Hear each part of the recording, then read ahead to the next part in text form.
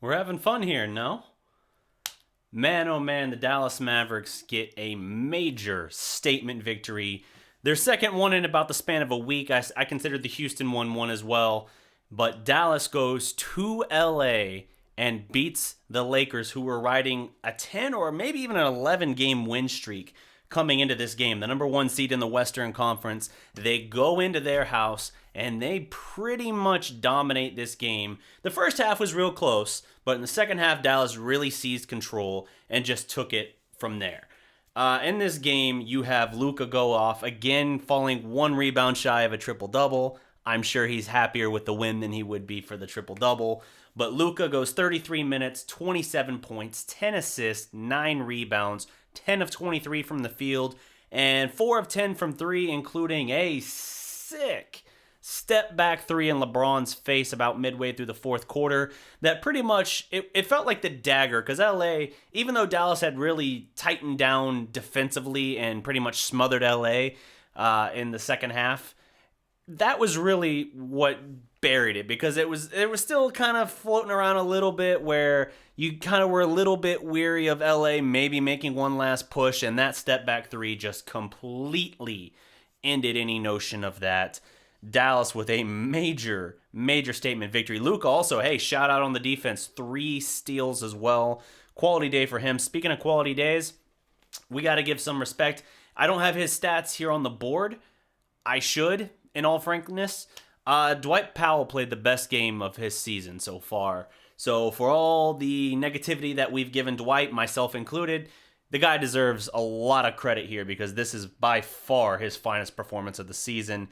Great on the defensive end in this case. Makes a lot of plays around the rim for Dallas. 15 points, 9 boards in 32 minutes for Powell. His shooting, 6 of 11. A solid performance. Nothing that's going to blow you away. But very steady hands, I would say, for Powell here. A lot of great plays, a lot of good screen setting, opening things up for them on the drive. And the next guy who I do have on the board, DeLon Wright, had probably his best game as a Maverick at this point. 17 points, 9 assists. Yeah, I'm going to say that's his best complete performance. Also 5 boards, 7 of 12 from the field, 3 of 6 from 3. He shot the ball confidently, and it showed. He wasn't just knifing his way through the defense, slicing between the space and, getting reverse layups, or as Mark Follow would say, jackhammering his way to another 2 points, which just sounds very dirty to me. But he also gives you help on the defensive end with 4 steals of his own. Dallas was just very, very relentless on the defensive end in the second half. You saw a lot of help, a lot of good. There were times where LeBron got an open lane for an easy dunk, but Dallas very good, very active on the defensive end. Good help defense, good presence. And I felt like the Lakers really, they looked like they were looking for calls. They were going into at the Mavericks defense, and rather than really being the aggressor, it seemed like they were looking for a lot of calls, whereas I felt like Dallas just said, okay, I don't care what the ref's calling versus what they're not calling. I'm going to be relentless and attack, and I'm going to make this happen.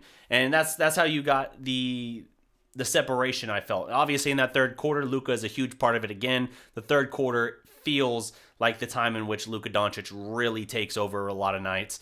16 points for Luka in the third quarter, and assisted on 10 other points as well, making for 26 total points from Luka, either scored or assisted in the third quarter, as Dallas took what was a 3-point deficit at the half and stretched it to pretty much, I think it was, 19? I want to say it was like 18 or 19 going into the fourth quarter. I mean, complete flip of roles here. Role reversal from the first half, where it felt like LA came out strong and Dallas was kind of the one back on their heels, just trying to weather the storm. And yeah, Dallas answered the bell. This is a game that Dallas, you feel like they had it circled, because they felt like they should have won that first game in Dallas. And whether you want to talk about controversial calls or no calls or whatever, it doesn't really matter. The point is, Dallas had that game circled on their calendar, at least mentally, came in and returned the favor, and basically in dominating fashion took care of business the way that they feel that they should have the first time around. And this is a This is a statement that'll get people looking a little bit. Like the Clippers game after that, you saw a lot of people on the national scale go like, all right, Luka's overrated, Dallas, whatever. It's early, they'll fall. And, yeah, we are still early in the year. We're less than 20 games into the season. But you know what? They came into the day fifth in the West, went to the house of number one, and slapped the taste out of their mouth. The 17-2 Lakers, hottest team in the NBA. They've lost only to the Clippers and the Raptors prior. Dallas went into their house, slapped the taste out of it. Out of their house, out of their mouth. And this is really, really good. KP also had a pretty good game here, 28 minutes, 15.6 boards. Rebounding took a hit here. He got a lot more effectiveness, I think, in this game in a small exposure. 5 of 11 from the field, 3 of 8 from 3. Still, free throws a little iffy, 2 of 4. But, yeah, not a bad night for him there. You see his presence and the way he makes things difficult. Him challenging LeBron at the rim. Him having to switch off on LeBron with LeBron in the corner and forcing LeBron into a tough 3 in the corner, which LeBron bricked. That all was very indicative of the game for the Mavericks. LA not really wanting the contact, not wanting the physicality and the tangled mess of arms that the Dallas defense was throwing at them. So instead of worrying about getting stripped or anything like that, LA settled for a lot of three-point shots. I mean, hell, you went like 8 minutes into the third quarter and LA had more technicals than they had field goals made in the quarter. I mean, it was complete reversal there. LA just came out flat in the second half, and Dallas was like, yeah, no, okay, I'll take over here. Speaking of standout players for the Mavericks here, Jackson finally gets some time. 44 Jackson, my dude, finally gets some good burn in this game here. Jackson in 15 minutes scored 15 points. In the first half, when not a whole lot was working for Dallas, Justin Jackson was working for Dallas. And yeah, he gets 1 board, no assists. 6 of 10 from the field, 3 of 5 from 3. You got to find more minutes for Justin Jackson, man. You just do. More often than not, even when you roll him out there, even when you haven't been using him very consistently over the stretch of several games, you roll him out there, more often than not, the dude is going to make things happen. He's shooting like 44 or 45% from 3 this year. You need to get him minutes. I understand that Tim Hardaway Jr. has been red hot for the Mavericks in the past few games. He had 8 points on this game, 2 rebounds, 1 assist, 3 of 10 shooting, 0 of 7 from 3. So that cooled off a bit. Hopefully this is just a blip and he's not just going to hit a wall here we talked about in that Clippers game. That felt like it could have been a wall, but then he was fantastic against Phoenix. Hardaway Jr. was. So hopefully he can kind of keep that momentum going. But even if he starts to come back down to the median of what his career has projected, Justin Jackson is playing the best basketball of his young career. Keep in mind, same draft class, still a lottery pick from the Dennis Smith Jr. draft. And as a result of that, Dallas needs to get, I think, more out of him. He's a very good three-point shooter for his career, obviously shooting great with Dallas. I think he was 39% last year when he came over in the Harrison Barnes trade from Sacramento, and now he's shooting like 44 or 45% this season with the Mavericks. I don't know what it is after this game. I just know entering the game, that's where he was at. So this was a great complete performance from the Mavericks here. Other guys you have that make some contributions, nothing tremendous in this case. Brunson, he gets 11 minutes, no points, 0 of 3 from the field, 2 rebounds, 2 assists though, so finding other little ways to make an impact. Curry, 16 minutes, 3 points, 1 of 5 from the field, 1 of 4 specifically from 3. So that's not great, but you got enough working, you got enough weapons, and with the way you were playing defense and the way you were, frankly, rebounding, you were going to have that advantage here. In the game, the Lakers shot 46%. So as much as we talk about defense, you still look at the Lakers' percentage and you're like, dude, you're going to be hard-pressed to win some games where you're giving up that kind of field goal percentage. Well, when you're forcing turnovers like the Mavericks were, and when you consider what they did in the second half versus the first half, they gave up, I think, 62 points in the first half, and in the game give up a total of 100. So much better in the second half in that regard. 38 points allowed in the second half. Close to cutting that number in half from the first half. That's very good for the Mavericks there. And, for them offensively, they more than they didn't just repeat what they did in the first half offensively with 59 points. They take it a step further and they get, a total of 114. So Solid there. 3-point shooting was not great for either team in this game. The Mavericks shot 35%. That's not bad, but it's nothing amazing. 17 of 49. The Lakers, though, did not shoot threes well. 7 of 27. Danny Green missed a couple. He was gimpy at one point. LeBron missed several. Anthony Davis struggled as well in that regard. Free throws, much fewer attempts at the line tonight for Dallas, or this afternoon for Dallas, compared to the Phoenix game where they shot 38 and made 33. This game, they go 13 of 18 at the stripe for 72%. The Lakers go 13 of 16, so not a lot of foul shots for either team, surprisingly. Lakers 13 of 16 for 81%. Dallas had fewer turnovers with 13 compared to 17 for the Lakers. Were out-assisted by 1, 24 to 25. They did out-rebound LA, however, 51 to 45, including 16 offensive boards compared to 9. Here was the big thing, though. As much as we talk about second-half defense and turnovers and all of that, Dallas, in terms of second-chance points, outscored LA 23 to 5 in this game. Second-chance points, 23 to 5. You are going to win a lot of games when you're able to hold them in check in that regard, batten down the hatches defensively, and force some turnovers. And when you're then able to get second chances of your own to make up for if you're not shooting as high of a percentage, or if the three ball's not quite falling like you'd like it to fall. The Mavericks as a team over the past several games have been shooting much better, like 42% as a team from three, compared to the start of the year when it was 35%. So Mavericks pretty much did what they did in the first half of the first 10 games or so of the season in terms of their three-point shooting as a team, but because of those second chance points, they were able to make up for it in a big way here.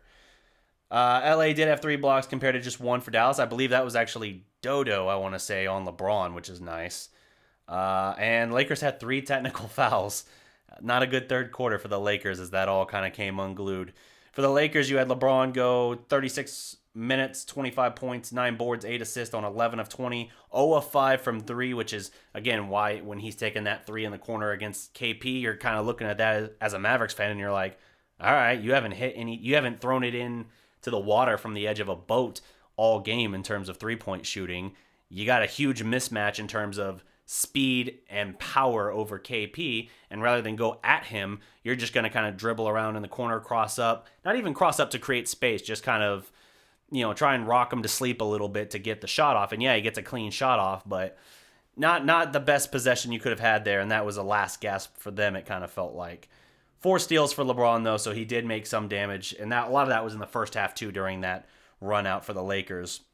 Lakers took routinely in the first half 10-point advantages, 9-point advantages. They were in a lot of control before the Mavericks reeled them in at the end of the first half to cut it down to 3 points. They cut it at the end of the first quarter from 10 to about 5, I want to say, and then they cut it down to 3 going into half. So really weathered a lot of the storm there.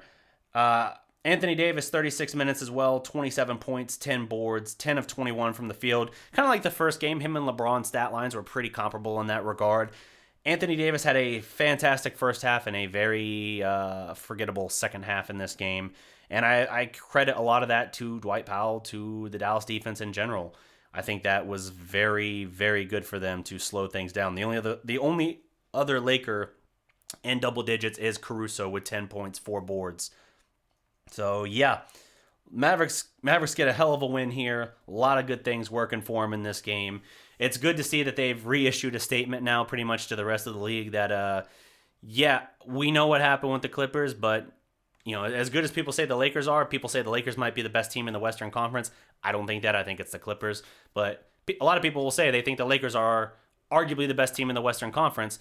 Dallas is saying, okay, well, if they're arguably the best, they don't have the guys to really stop Luka or to slow him down. Not even that the Clippers full-on stopped him, but they slowed him down to enough that he gets 22 points with, I think, 15 of those coming at the free throw line in that game. So, yeah, this is a quality win for Dallas here. They are next up going to go to New Orleans. This next week is going to be some interesting travel for the Mavericks here, as they are going to go... Let's see, they're going to go to New Orleans, back to the AAC to host the Minnesota Timberwolves, and then they will host, after that, they'll have a few days off instead of just one day off. They'll host then on Saturday, December 7th to close out the week, the Pelicans again but this time at the AAC for the first time. So interesting there to see what they're going to be able to do. It looks like they'll probably get a chance to face the Pelicans 3 times without Zion, which is really lucky for them as well. But we'll keep an eye on that and let you know as that game gets closer. Meanwhile, the Mavericks are, 13 wins now? Let me take a look at the Western Conference standings. 13-6 now for the Mavericks.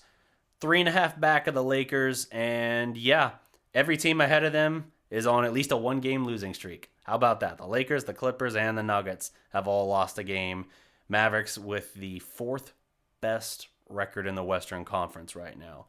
That's pretty impressive stuff. And they've got quality wins against the Raptors, against the Lakers, against the Rockets, against the Nuggets. Lots of good stuff going on for Dallas here. I would even throw the Suns one in that too, just because the Suns are a playoff team if the playoffs started today, which obviously is super early. But the Suns are the 8 seed presently slotted right now in the Western Conference, and you hadn't won in Phoenix since October of 2015. So to get that win was pretty huge as well. Speaking of which, Dallas historically through its whole franchise, Mark Followell had this stat during the game. Dallas has played in LA against the Lakers, whether we're talking Staples Center or the previous arena. They have played them 80 times, and with this win, marked just their 20th victory. So this has historically always been a difficult road matchup for the Mavericks. So hey, you slayed a little bit of a beast in Phoenix with that trend going against you for a good stretch of time there. You had lost 5 straight to the Lakers, including that heartbreaker early on in the year where you had your chance for your first major statement. And now as a result, you're sitting here and you're riding pretty high. Luka Doncic is making things happen, making this team lethal. He is probably one of the best pick and roll players in the league, just understanding the spacing. And he's very good at putting his man in jail, going off the pick and roll, and before his man can hedge back, kind of slowing down and shifting in front of him to put him on his back hip. That allows him that extra little tick to make the defensive player either have to commit to him, therefore leaving the pass, the dump off, or the alley-oop open to hit the guy who set the screen and then rolled, or for a kick out, or for Luka just to hit that floater inside, which he's been connecting on about 60% roughly of his attempts within that few feet of the rim there. So really good stuff there. There's a great piece on that as well, going further into Luka and how he is basically mastering the pick and roll. Not quite fully mastered, but how he is taking kind of potentially that next step for the pick and roll. You've had different eras of it in terms of different strategy, different ways of defending it, different ways of utilizing it to its full benefit. The current era, as the article points out, is like the Nash-Stoudemire era, and that was obviously the early aughts Phoenix Suns. So Luka, as the article says, could be kind of leading you either into the absolute perfection of that model or potentially ushering in a new era depending on how things go. He still has some little areas there to work on, though. Just stuff that he can improve on. Nothing he's just bad at, obviously. But this is really impressive stuff here. And that's gonna do it for my time. I don't want to ramble too much here. Enjoy the day. Enjoy this victory. And we will get back to it here in, let's see, when is the next game? I got the next one on there. Tuesday against the Pelicans back in New Orleans here. So I'm DDP. This is the Dallas Prospect. Don't forget to like this video, leave a comment below, and always remember, every legend was once a prospect. Salute.